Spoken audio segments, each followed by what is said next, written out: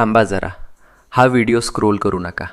कदाचित आजचा संदेश तुमचंच आयुष्य बदलू शकेल. शेवटपर्यंत ऐका.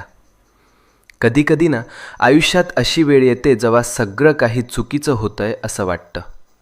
कितीही प्रयत्न करा, कितीही मेहनत करा, तरीही गोष्टी हातातून निसटतात. आणि मग मनात एकच प्रश्न उठतो, हे सगळं माझ्याच बाबतीत का होतंय?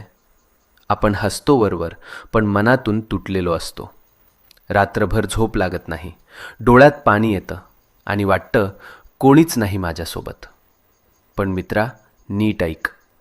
जेव्हा सगळे दरवाजे बंद होतात तेव्हा स्वामींचा दरवाजा उघडा असतो.